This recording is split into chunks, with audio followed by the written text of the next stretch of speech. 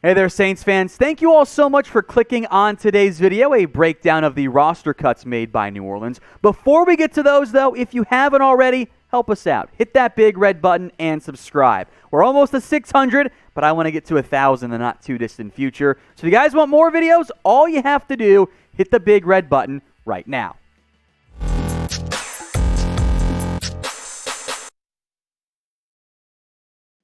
Now, before we get to the cuts for the Saints, first, the reasons why, right? The 85-man roster deadline cutdown date was August 17th, and the Saints have now met that. Next week, it's an 80-man roster. Finally, August 31st, have to be to the 53-man roster. And yes, we'll do videos for you guys on that cutdown dates.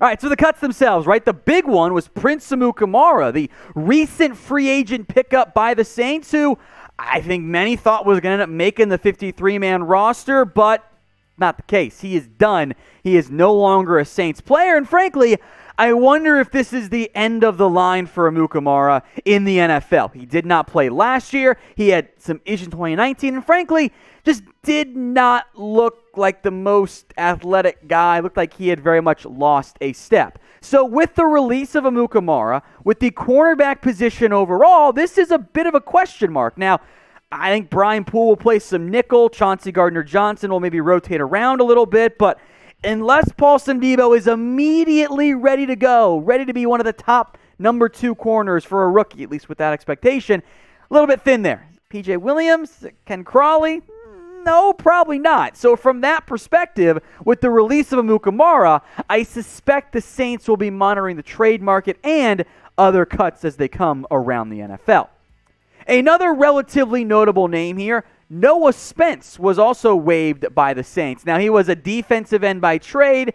The Saints had moved him to kind of outside linebacker, trying to give him some run at that position, and it just wasn't working out. So the former Tampa Bay Buccaneers second-round pick, he's done. And even though he's only 27, and I think somebody could give him another chance, I don't know how much longer Spence is going to hang around in the NFL. I think this is very much close to the end of the line for the very talented, but unfortunately not reliable kind of pass rusher, even though he'd been a bit of a position change for the Saints. Again, they put him at the outside linebacker, about that strong side linebacker role to give him a chance to find a way to make the roster. Unfortunately for him, it wasn't really going to work out.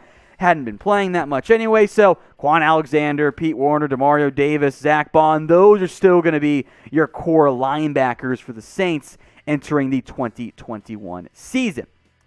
Next up, one of the UDFAs, Stevie Scott III, the running back out of Indiana. His time is done with New Orleans. He had not even played in the most recent preseason game, and that was a pretty clear-cut indication that he was done in New Orleans. Again, from Indiana, really struggled in terms of big plays and efficiency, a 3.6 yards per carry, down substantially from 2019.